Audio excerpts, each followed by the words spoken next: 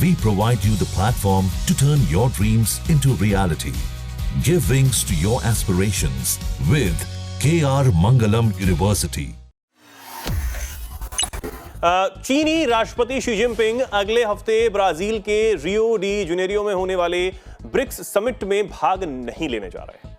South China morning post ने अपनी एक रिपोर्ट में सूत्रों के हवाले से यह जानकारी दी है कि जिनपिंग समिट के बाद स्टेट डिनर में भारत के प्रधानमंत्री नरेंद्र मोदी को बुलाए जाने से नाराज हो गए हैं, खफा हो गए हैं।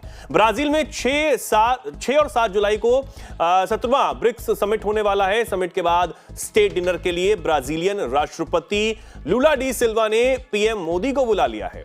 अब जो रिपोर्ट है उसके मुताबिक जिनपिंग को लग रहा है कि मोदी के सामने उन्हें कम तवज्जो मिलेगी। हालांकि चीन ने ब्रिक्स समिट के मेजबान ब्राजील को राष्ट्रपति जिनपिंग के बिजी शेड्यूल का हवाला देते हुए उनके न आने की जानकारी दे दी है। बैठक से करीब 10 दिन पहले चीनी राष्ट्रपति के इस फैसले से ब्राजील के नाराज होने की भी खबरें हैं। तो क्या लगता है निपुण जी, सच में डिनर तो एक बहाना है, लेकिन ज्यादा तवज्जो मिलना खफा होने की वजह हो सकती है? नहीं, एक्चुअली मुझे लगता है कि वो तो एक वजह होती है, उसमें तो ये तो बात होती है नहीं, इन बातों को हम इग्नोर नहीं कर सकते।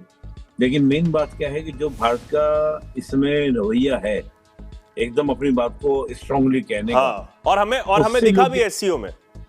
हाँ, एससीओ हमने देखा, चाहे वो हम लोग बात करें अजीत डोभाल जी की बात करें या हम राजनाथ सिंह जी की बात करें, आप देखिए कि एंड टाइम पे पेन रोक दिया, पेन हाथ में था, रोक दिया बिल्कुल कि नहीं साइन करेंगे।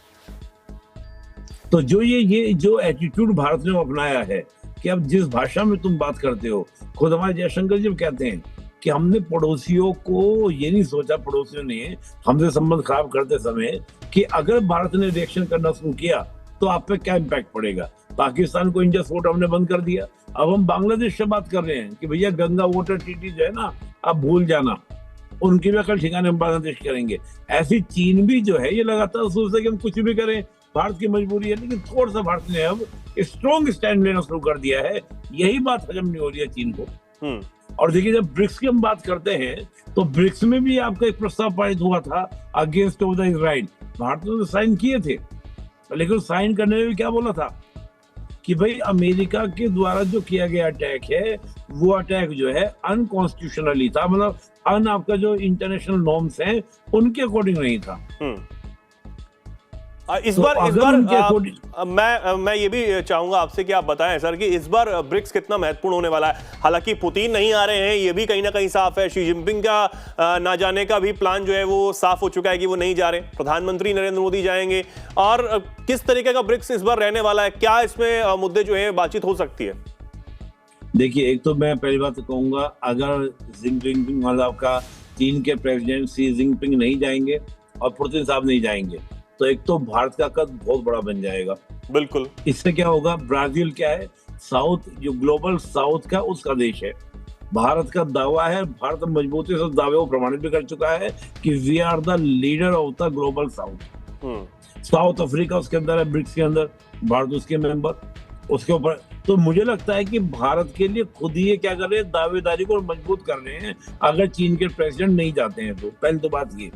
और दूसरा, देखिए ब्रिक्स के अंदर बातें क्या होने वाली है, ब्रिक्स के अंदर बात ट्रेड की होंगी, ये होनी है। साथ में जो सबसे बड़ा मुद्दा मुझे इस बार लगता है, वो भारत जो है आतंकवाद को बनाएगा, टेररिज्म को बनाएगा। और टेररिज्म के साथ साथ जो एनर्जी की सिक्योरिटी है उसको लेकर भी हम लोग चलेंगे। हालांकि एनर्जी, इन्वायरमेंट, इन पर लगातार ब्रिक्स में बात होती है, लेकिन दो मेन कोर एजेंडे जो रहते हैं ब्रिक्स में हमेशा, एक तो ये रहता है कि जो भी आपका नाटो यानी कि अमेरिका अलायंस जो ग्रुप्स है उसको कैसे हम चैलेंज करें, चुनौती दें, उसके सामने हम कैसे टिके, पहला। दूसरा, जो विश्व के सामने चैलेंजेस हैं उनसे हम लोग कैसे लड़ सकते हैं, कैसे मुकाबला कर सकते हैं, ताकि जो ब्रिक्स कंट्रीज हैं उनके लिए वो क्या हो, लाभकारी हो।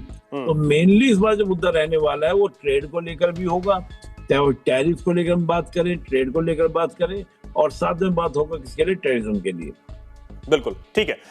तो अब ब्रिक्स समिट जो होने वाला है उसमें जिस तरीके से सर आपने समझाया, और बेहद बहुत सही चीज है, क्योंकि जिस तरीके से हमने एससीओ समिट में देखा कि किस तरीके से भारत ने अपने तमाम चीजों को बहुत मजबूती से रखा और यह बताया कि अब वो भारत नहीं है जो किसी भी प्रेशर में आकर अपनी बात को बताना छोड़ देगा।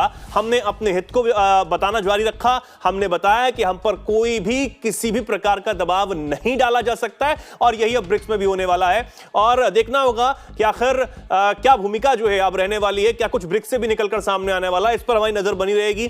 फिलहाल के लिए निपुण जी आपका बहुत बहुत धन्यवाद हमारे साथ जुड़ने के लिए। हमारे दर्शकों का बहुत बहुत धन्यवाद। आप इस पर क्या सोचते हैं, क्या कुछ कहना चाहते हैं, कमेंट सेक्शन में लिखें और ऐसे ही जुड़े रहें, देखते रहें दैनिक जागरण। नमस्कार।